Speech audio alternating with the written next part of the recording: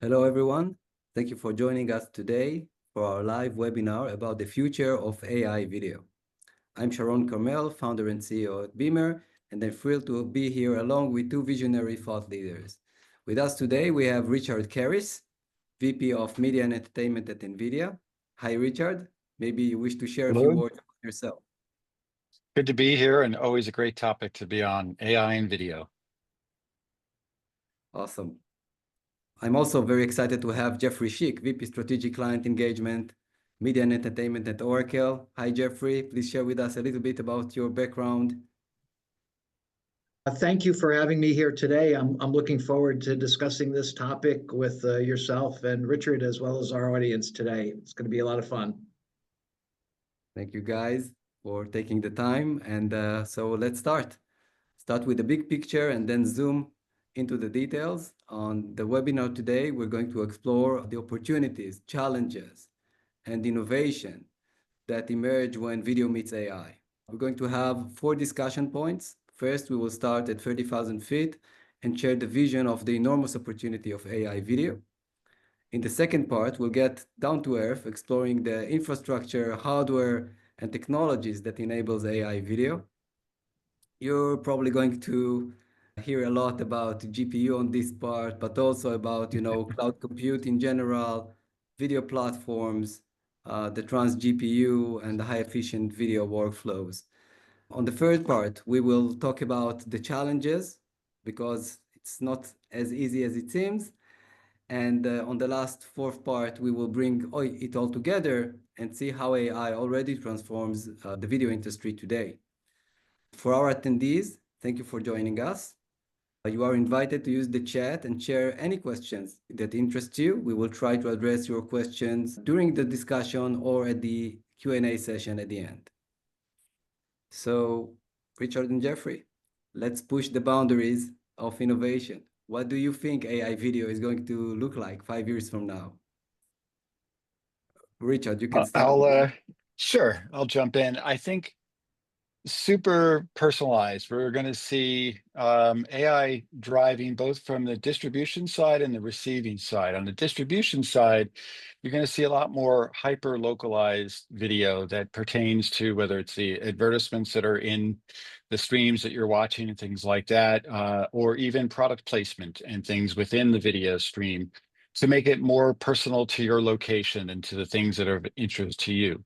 On the receiving side, we're also going to see more control at home for parents and people viewing the streams to be able to have the controls to be able to say whether they want, this to be personalized in a certain way. They want to make sure their kids are okay watching it. So any violence and stuff, they can turn off. They might be able to turn up more attention to a focus on a sports team that they like and things like that. So you're going to have both of these capabilities start to come with you. So it's much more personalized and it's much more directed towards your viewing, preferences and things. Those are 2 of the biggest impacts. And of course, those go deep on each point, but we can talk about that a little later. Absolutely. Absolutely. Yeah, I would say that one of the most remarkable things that we're going to start to see is that video doesn't just remain simply unstructured data. You're going to start to look inside of video and find all sorts of information that create better findability, the ability to create new content from that, and insight, better operational control over that video. And certainly changes in the way that it's broadcast, right? You'll see smaller size footprint of video, but higher quality, and that you'll see the transmission and broadcast move from, traditional satellite distribution to IP-based distribution over, cloud-based networks. And all of those things will have a remarkable and profound effect on the ability for people to watch anything that they want, anytime they want, on any device that they want. And so we're headed in that direction now, but it will only be more profound in terms of what that experience is like. Yeah, I think that what we're seeing, is that the options are unlimited. To me, my fantasy is also around, a live performance of whether it is sports or concerts, and how you basically can, have your favorite player or singer, Mhm. and just track him, wherever he is, through the multiple cameras. And that's something, that you can already see some prototypes, not maybe in large volume, but you can see some prototypes here and there. But I think, when we think about, AI, you can go beyond, the pixels. So let's say Yeah, sometimes you can get, I don't know, like 4x zoom. But in order to get the experience, you need to get maybe 10, 16 times the zoom, and in order to follow and get the details. And there's nothing in the optics of the cameras that really had this information. And in order to enhance it, you can use smart super resolution on the fly, with smart cropping. And from demos that I see, and I'm just like, going with it for a second here, you can actually create angles that are not really captured by the optics of the camera. So, if you need that's a right. 30, 50 degrees, in any direction, those images can be generated on the fly. And I believe this Yeah. is quite amazing. Yeah. Yeah, to both those points, there's the access to the information like Jeffrey was talking about. You'll be able to zoom in on your favorite player, but to your point, Sharon, there's the gamification of it where you can track it as if it was a game and be able to zoom into your favorite player in a sports context, and then have overlaid information about that player. Because we all know when we are watching events like that, we're usually with a group of friends, and we're usually talking about this and that. And to be able to have that information at your disposal at any time combines both of those things. You can track the player, you have all this information, and it just makes it a much more personalized experience for the viewership, which I think makes it even more exciting for people that are watching it both together and even on their own. Absolutely. Yeah, I think that you'll see the video experience, AI-based content generation. Just think about a promotion for a television show, right? If you look at that television show and you're starting to create metadata as it relates to each and every scene, how do you create a promo that tells a story related to a specific episode? Hey, stay tuned and watch this episode of this TV show on Friday night at 8 p.m. And it was that whole promotion was created, that entire trailer was created through AI, where it understands the scenes of the film, it understands the scenes of the television show, and then it creates those segments and then stitches them together. So it's not giving away the ending of the TV show, right? Yeah. But it's Mhm. stitching that together. So, like, gee, that's an episode that I must go and watch because it seems really, really exciting. And AI is going to be able Exactly. to do all of that, as in a way of creating those promotions or commercials or trailers. So I think that's just one dimension of how you'll use that information to create really great content, for people's experiences and entertainment. Absolutely. Yeah, And exactly. I was in agreement with that. I think that it picked up on that because it knew you liked that particular show. Like in the same way, if you liked a particular player in the sports thing, you might get an advertisement about their sweatshirt that you could buy at the store, or the next highlight that they're going to be in, and things like that. And again, it's picking up on that personalization of your watching, and selecting, I like this or I like that. So it comes to you and says, you want to watch this show? Here's a highlight for the upcoming episode. You like this player? Here's some data that you want, or some merchandise that you can go buy. amazing. And what I think, as a follow-up questions to this, I would say, what do you see is the technology gap, between what we know and we have today, to reaching this, vision, a few years from now? What do you identify as, lacking in, I don't know, in hardware, in software, in infrastructure? Well, I'll go ahead, Jeff. Well, just in terms of, like, for example, promotion as a service, the promos as a service, think about that. There's a lot that's going on in terms of understanding what's happening in a scene, right? Here's a car chase, right? Here's a firefight, like here's a heartfelt romance moment, within this television show. But, how does AI look at that and say, I need to tell a story? I need to create that promo, so I'm telling a story. So how do I select the right scenes and then stitch that together so it's compelling, it's exciting me about the opportunity to see that next episode? And so how you transcode that video, the metadata that you extract from that, and how that hangs together in order to support storytelling, I think that that's something that you'll see only increase and just get better and better as we move forward. So that's just one example of that, for example. Yeah, and I think to your point too on some of the challenges that happen when you have such a transformation in an industry. Sometimes the established entities in there are the hardest ones to change. We've seen this when it went from analog to digital, and so look at the startups that are out there. Look at the new companies that are coming out that don't have the burden of their legacy and sometimes the resistance to change, which is always some of the hardest things to overcome when you have these revolutionary new capabilities. So you have startups, you have Runway doing generative AI, you've got Viewpoint that does the gamification of watching, sports games and being able to manipulate them as if you were playing a video game. So just understanding those kind of capabilities, I think, is one of the things that these companies need to internalize to know what their capabilities are, because sometimes they just want to, like the legacy ones, it's working fine. Why do we need to change it? And the new ones are, it could be so much better. Let's go further. And so that's always one of those things that's why I love the startup community so much in this space. And I always look to our inception partners that are out there and say, like, what's new, what's happening, because they're further ahead than any of us are even thinking about right now. Yeah, we are defying gravity, right? So, I also like the idea of how we'll unlock video through that additional information for fan engagement, right? Because think about, yeah, I love Saturday Night Live, or I love Lucy, and I want to see the episode of.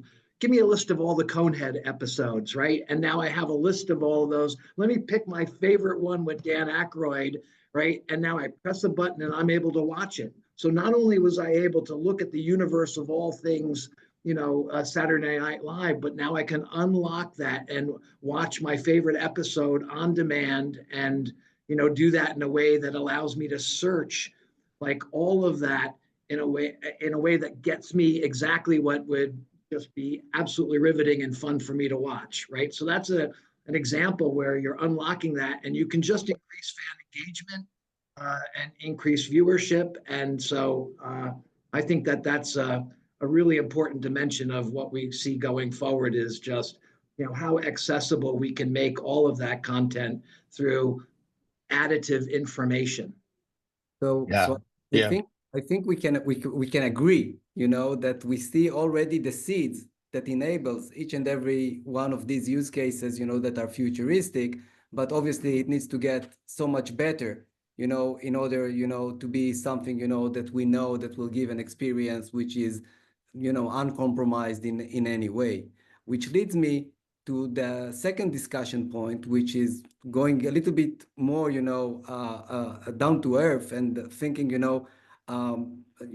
what are the cloud environments, the GPUs, the networking, the hardware, the technologies that can make this magic possible. We all know that, compute is a major challenge for the whole industry. Mhm. And when it comes to video, I guess we need even more compute in order to make AI video happening. I would like to get your take on the platform, what we actually need in order to make that happen, what is already there. Well, certainly accelerated compute is the driver for all of these key points here. We need as much access to information and the ability to modify and change that based on what we're after. So the ability to have an intense amount of compute at your disposal for these things, which, to be honest, not everybody has.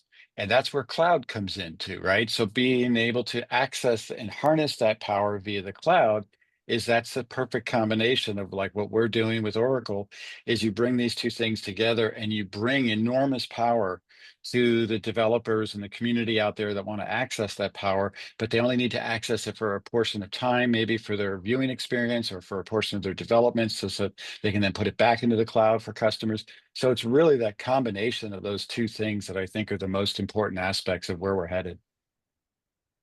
And I think, look, I think everyone that looks at this space is thinking, gee, as I distribute that content and video, boy, I need a network where I'm having zero packet loss. So like it's a foregone conclusion that you really have to build a cloud-based infrastructure that supports that sort of, foundational broadcast requirement. But I also think that, as I look at some of the ways that operationally things will change, think about this. When you're watching a broadcast today, humans are watching those channels, right? And you could have dozens and dozens of people watching hundreds of channels, making sure that the right content is surfaced on the right channel, in the right country and language, at the right time, right? And if you got that wrong, the challenges that you have in terms of how you resolve that, and the challenges in terms of the penalties for the SLAs for that, situation are substantial. So how do you leverage like this compute technology to watch that video and come to the conclusion of that is the right episode playing at the right time in the right country in the right language, and you're not relying upon a large contingent of people that have to do that, but you can leverage AI, and it's an aspect of the video because the video has the metadata that tells you that this is the right information, right content to be playing. And that all involves a level of AI and compute-based resources in support of that, right? And that's just an example of how you pivot from dozens and dozens of people watching to like a monitoring as a service capability that operationally is handled by the broadcasters in terms of their content and content distribution. And everything needs to be operated with accuracy and scale. When it comes, to the video part of it, or the video pixels, to us to see how, coming from traditional video encoding and making sure it looks in the best way possible and making sure, we are optimized on bitrate. When we moved to GPU, we actually discovered a whole new world of opportunities, because what actually happens today still happens, is let's say that you are a social network and you want to make sure that your content that is going out there is appropriate. This is monitored by AI in many cases. And this is a separate pipeline that runs on the GPU, but there is a whole different hardware and software that runs the CPU video encoding. And these are two different pipelines that operate independently. And then at the end of it, they need to sync. So, the video is encoded, but you also know if this is going to be live or this is going to be trashed because, God forbid, there's something wrong there. So when you go GPU, we went for GPU because of accelerated compute and hypercomputing, because we get 10 times the performance at 1/10 of the cost. But that's only the beginning of it. If you want to run now video encoding with optimization, and you want to run the content appropriation part of it, or if you want to run super resolution or what have you, okay, you can do that at the same time. This is tandem. They can happen together. They can happen in the same memory. They can happen, in sync. And this is something that is much more affordable. It is dramatically faster. It is built for real time. And I think, that what we are discovering, is that, again, if you want to join this, revolution in capabilities, basically you need to be on a platform that is unified, that has a very high performance, and everything is shared. So instead of, building monoliths of, Mhm. different silos for, let's say, the AI that does something and the video encoding, this can all be synced and work together, which not just adds to the efficiency of video encoding, but also it is creating a better experience because it can all run in real time. Absolutely. And to be able to configure that on the fly is essential for the different types of productions that are being done. I mean, to look at where we're headed as a unit here at NVIDIA, we have a platform called HoloScan for Media, which is designed like your traditional studios that would be in a truck for location or in a dedicated room, but done in software. You can manipulate and configure it as you need and bring AI in to whatever use case you're talking about. And that is completely in line with what you're talking about, just being able to utilize and harness that power for various types of productions that you're working on. Absolutely. Absolutely. And I think, when we come to think of it, so we understand, that there is a need for the infrastructure. And again, we may not have everything. We may not have enough bandwidth to serve everybody with its own stream that's going to be 4K, but we can definitely, go in that direction. What I would like maybe to refer now is to the third discussion point, which is to explore, what are the challenges? What are the challenges that we have, that we see today? Each and every one of you, from your perspectives, as a cloud platform or as an accelerated compute source, where do you see the challenges? I think the first challenge is to the mindset, right? You've got to get the companies and production facilities to understand what's available to them and how to utilize that. That's usually the first starting point of all of these kinds of transformations. And then to your point, having access to that infrastructure, though, be able to have access to the fast accelerated compute and to have it anywhere that you need it, and to be able to understand what you're going to be able to do with that. Those are, the challenges that are in front of us. But knowing what's happening and knowing how fast it's coming, I mean, look at just how far we've come in just the past few years bringing AI. We're seeing AI today being used in a number of cases, and I know we'll get to that into the next point. But just, where those things are being overcome is typically in the startup community that doesn't have that legacy baggage. And I think the more we can work with the larger infrastructures that are out there to help them realize the potential of what this new world means to them, especially those conglomerates that have both ownership of content, distribution, and have connections into the ad tech space, they're sitting on a gold mine when they look at all this capability. But it's really connecting those dots that is the hardest challenge, I think, for them to understand, because it is moving faster than they typically would have moved in the past. When I think about the challenges in this space, I'm thinking about the state of the union in terms of what is possible with AI today, right? And in what ways do we need to make progress forward in terms of, can it determine and look at a segment and build them together and tell a story, right? Can it watch video and leverage that information and make sure that the right content is playing, right? I think that what is becoming a reality now is that much of the entire broadcast and studio capabilities can and will move to the cloud, because all of the end-to-end services are being built in the cloud, so that this requirement to be doing this on premises and not leveraging it as a service is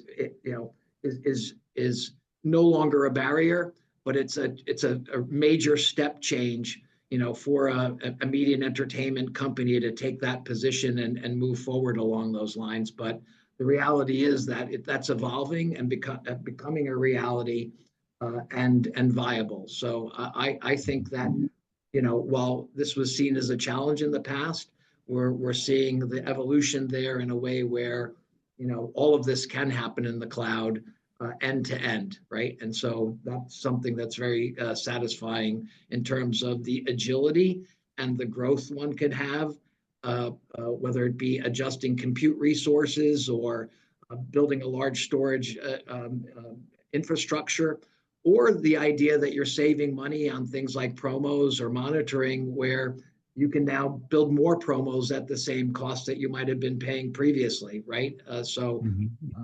I think that you're seeing affordability, coming into this space where things that were prohibitive before, or either through technology or cost, are becoming a reality in terms of the capabilities that people can leverage. I think you're touching, on something, that when you come to think of it, it's not just, the challenge of the infrastructure that is available. It is also the business challenge. And, Yeah. as a business guy, I can definitely get, that this transformation, even if it is a great opportunity, even if it is already available on the cloud, even if everything that you need to start at least, is already there in a much more easier, and I would say the availability is there, and you have all of that still. There's this mindset change that you need to transform, to get yourself started. So that's definitely, a challenge which is not technological, but it may be, as big of a challenge, as That's the right. technology itself. I totally get it. Totally get it. It could be just a reticence to modernize in a way, or maybe not be first, right? So Yeah. we're seeing companies be very aggressive in this space, right? And looking for that level of agility and flexibility. From my point of view, as a company that is moving all of its technology stack to GPU and to the cloud, I can share with you that that's definitely, an effort. When we decided that we go with our technology to the cloud and we want to go, hyperscaling with all of the speeds and performance that we can get from GPU and cloud, okay, then we had to do like two factors of efforts. One is to port all of our IP to GPU. That took us like 18 months. Okay, that's fine. But then there's the performance gap, because what actually happens is that the infrastructure is super fast, the GPUs are super fast, and it will be always as fast as the weakest chain, as the weakest link, I'm sorry, in the chain. And you don't want to be that link. So when we brought Content Adaptive to GPU, okay, after 18 months, it was working for free codecs. It was awesome, okay, but it wasn't 4K P60. That was yet another year of effort, because again, the compute is there, but we needed to make, the fit so good, Yeah. so it will not hold anything back. Well, now you got to get to 8K, right? There's no Well, slowing down. I'm excited by the enhancements of quality that will come too, that present some level of challenge, right? Because the footprint gets so much larger, but as I'm looking at the very best quality that I'm seeing, it's sort of special purpose content now, illustrating what the art of the possible is. But it's mesmerizing seeing that level of clarity in terms of the images and things of that nature. So it really changes the viewer's experience. I look forward to the enhancements that will come with that, and the challenges of growth that are in the way, whether it be the television itself or the device that it's playing on, all the way through to, do you have the bandwidth to broadcast that? And so that's another dimension of challenge. But when you see where it can go, it's nothing short of remarkable. It is. It is. Yeah, just to hit on that point, because that's one that I'm really excited about as well. And I think that's where you're going to see a little bit of the combination of the cloud and things actually in the television itself, some on edge kind of scenarios where you're going to be able to see the upresing and things of traditional content. Like we were talking earlier about sports. Imagine being able to go back to some of the legacy games, the early Super Bowls and things like that, but to see them in full HD, 4K, just Coming, crystallized the way you want to watch them, coming. or even old episodic TV shows, right? If there's fans of the, Jeff was talking, I Love Lucy, I'm an old Star Trek fan, who wouldn't love to see those things just in the quality of today? and it'll open up whole new audiences for content that a lot of these conglomerates own already and just haven't realized how they can monetize not only what's happening today, but what they've got in their archives by using this technology and harnessing that for the customer's viewing viewership. Beautiful, which I believe is just a perfect, a way for us to go, to bring everything together, because some of the things that we just mentioned, I think are happening as we speak. So, Yes. after, we looked, at the 30,000 feet, and the infrastructure and the challenges, AI video is happening, Yeah. And Oh, yeah. I would love you to come with a few examples, that you can already experience and to say, these are things that are already happening. These are things that we can already do and doing. That would be awesome, for our audience. Well, you're seeing real-time translation that's become pretty standard right now. You're seeing the ability for overlaid graphics in a sports game with an improved viewership to be able to give you the data. Those are all AI driven.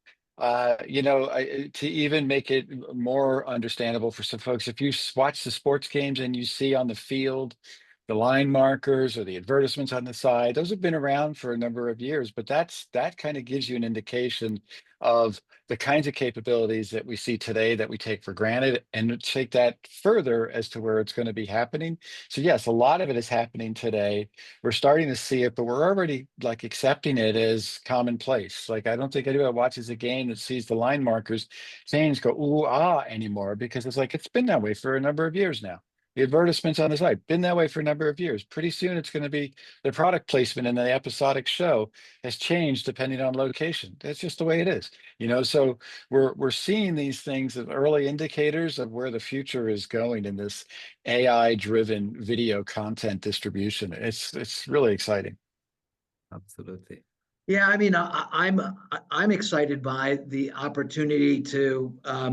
I love talk shows, right, and the different sort of guests that they have on. I love the ability to say, "Gosh, I missed that talk show, but I know they had Bruce Springsteen on, or they had Lady Gaga on," and so now I can say, boy, I want to go and watch that Bruce Springsteen segment, and I want to hear him do these songs. Or I want to hear, Lady Gaga. What songs did she sing? And it will just come back and tell me, and it will make all of that content available so I can watch it immediately. I love the ability to gain access to that through finding it and letting AI bring it to the forefront of what I'm interested in, and then letting me play it. I mean, that's personalization, a quintessential personalization that will define these experiences going forward. Absolutely. And there's lots of software infrastructure that you need in order, to get there, like, what you have as, vector search and graph search and RAG. And Mm. all of these are, again, this needs to work at scale, not in the lab. And I Mhm. think, that people should know that these technologies actually are available, in a way, that you can build a robust solution that can take a few petabytes of video library or millions of minutes of video for that matter, and make them searchable for exactly, the use case that you've just laid out. Absolutely. I mean, we're working with an organization that has over 40 years of broadcast. And so going back and building that in a way where I'm not just using mundane search, right? But I'm using AI to It's part open of it. that Yeah. up and find that with laser sharp precision. And I can ask it through human questions like, I would like to see this, or summarize this appearance of Barbara Streisand on the following show. And it comes back and says, here's what happened. And now I can click on it and watch it, right? That's magic, right? That's media and entertainment magic. On that same point, for the developers that are out there, a bit of a plug for the build.nvidia.com. If you go, we have blueprints, and blueprints are the building blocks with which you can go do these things. And there's a number of examples there. We're adding more all the time. But the idea, to your point, Jeff, is that, there's this capability out there, and you may want to be specialized in a particular area and a particular, use case for the music thing that you were talking about, things like that. So how do you do all that? Where do you get started? That's what a blueprint is all about. A blueprint is kind of like the word described. It shows you the layout of what's possible, and here's the building blocks to go put that together. And it's Amazing. going to be even more accessible for people, right? It used to just be you had to be a really deep programmer, data scientist to understand all of this stuff. We're bringing that up to AI infrastructure as well, so that you can use your language and say, build me this, build me that, or just type in a command for it. So all of these things are laying into the groundwork of this transformation and making it accessible for even more people. Instead of typing that stuff in, I also like talking to it too, because it just makes Yeah, it yeah, that much friendlier to me. So of any of the course. questions that I thought about asking, talking to it, and then you're really leveraging the data platform infrastructure and AI to Absolutely. to So I yield that think, sort of result. so I think Yeah. you cannot understate, the importance, of the software infrastructure, from databases and platforms like Blueprint and Holoscan for media. These are super important, Mhm. from the video side. I can tell you, from the video pixel side of the things, I can tell you that today we can already run live together with the optimized encode. We can actually better the video quality and make it look like HDR, even if it was not shot in HDR. So That's right. take a Yeah. And with non-HDR a less footprint and with a smaller footprint, which is what I and really with a love about your smaller technology. footprint. So Yeah. this is crazy. This is crazy. Yeah. I wouldn't, if you would ask me in 2024 that we will introduce that in 2025, I would say, are you kidding me? And yes, we are introducing that. This is working real time. As for super resolution that we touched on, for Mhm. modernizing the archives, okay, we have it working in our labs. You can have like those real time options, and you can have those that are more offline, that are more precise, and they have their own qualities. But, if I need to think, how fast we can do the best quality in real time, on the pace that things are happening, I would say probably soon. This is Good. happening so fast. And I think it thanks to this infrastructure and software enablement that we get, and the platforms which really accelerate all of this ecosystem. And Yeah. I think, because we only have a few minutes, I would defer maybe, to a few questions from our audience. I would love very much to see, if you have any question, that we can share. And while you're doing that too, I know you'll both be attending our GTC conference in March. So for those that are viewing, you really want to see all of this firsthand. March 17th in San Jose is a kickoff of our GTC conference, which is the most important conference that we do as a company every year. It's really where you get to see not only all the things we're talking about today, but where it's headed. You don't And want to, you don't it's want an to miss it. no, it's very exciting. We're very, very thrilled. Can't wait to share a lot more with you. So one of the questions that we got, guys, is how do we see the future of AI generated video with respect to copyrights, especially if Uh, studios, especially if studios will be adopting generative AI? Well, take a look at the music industry and how things transformed when sampling happened. Like it wasn't that long ago when sampling, where artists were using sounds or clips from previous artists' work in their own. And when that first happened, it was very disruptive and everybody was very concerned.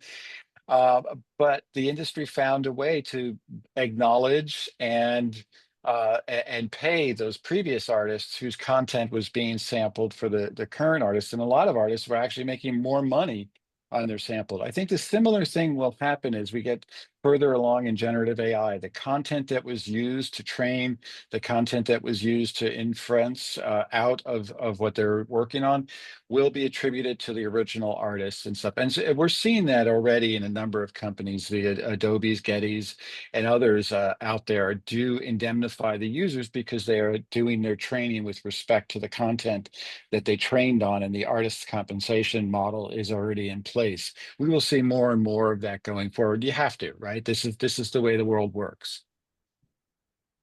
As we've been working in the generative AI space, it really is remarkable in terms of like we're working and saying, gee, what sort of bit or what sort of game should we play for Valentine's Day, right? And it's just coming up with new ideas that are not predicated on like sampling or things of that nature, you know, that have a corollary to music, but are coming up with some, you know, ideas out of AI that are implementable and represent just, you know, brand new ideas and content that are being surfaced out of the AI. And so I think you'll see more of that, not less of that going forward.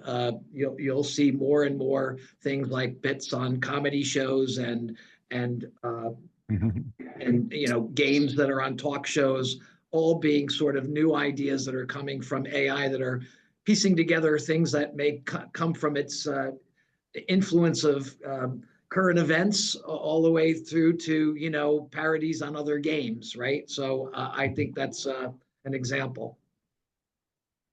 Another question that we got was you know, what specific R&D areas are critical right now for advancing media content transformation, particularly in leveraging synthetic data for AI training and you know, and generating AI for autonomous production or personalization. What we think are the priorities of these efforts.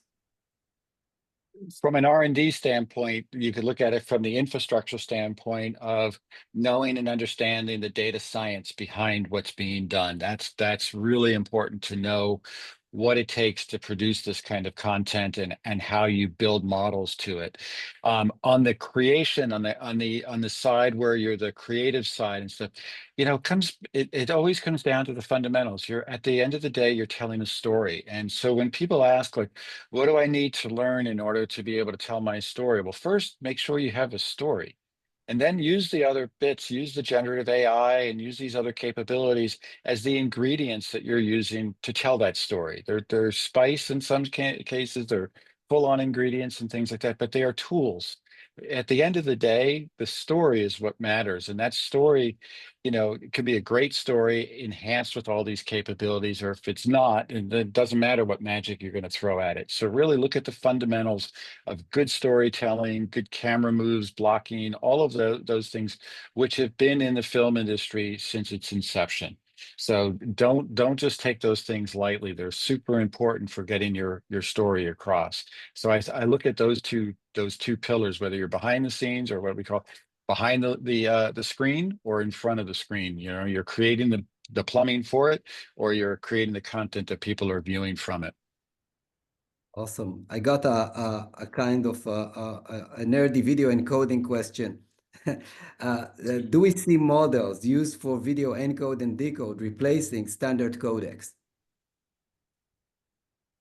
I think you'll continue to see an evolution there. I mean, just look at some of the advancements that Beamr has made and the different codecs and the quality that's changed, right? This won't stop. I stand in front of a television in a video store and I'm mesmerized by the remarkable quality that plays on like a little loop, and that where there's no television yet or films that sort of meet that level of quality. Like it will get to that, but then as soon as it gets to that, there'll be yet another, you know, turn of the knob. And so I don't think this stops. It Yeah, doesn't I think stop. the codecs and drivers are absolutely necessary. AI is going to continue to enhance them and make them even better for the kinds of delivery mechanisms you're talking about. Absolutely. For sure, we already see that, you know, starting to happen. I think, you know, it's definitely a revolution rather than an evolution rather than a revolution. So we will see bits and pieces.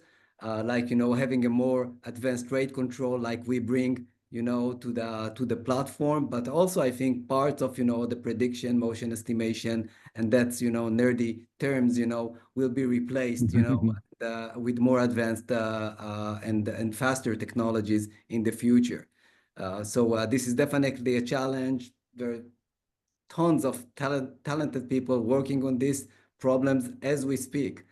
And yeah, I think, you know, it's only a matter of time, as we all agree. Yeah. But my Yeah. simple way, but my simple way of looking at it is I'm staring at that, and my wife is standing next to me, and I look at her and go, "I need that," and she goes, Of and course you so you do. know, Of course you do. of course I do. Yeah. So Oh, there'll always be someone standing in front of that, watching that, and saying, "I need that," because that just is way better than what I've experienced before. absolutely, absolutely. And I think, guys, I think, you know, we're almost out of time, or always, or maybe a little bit over time. This is a great excitement, you know, to me, to be with you on this podcast. And I would like also to thank the audiences, you know, that participated. Especially thank you, Jeffrey and Richard, you know, for being here today. Highly appreciating. Thank you for having us.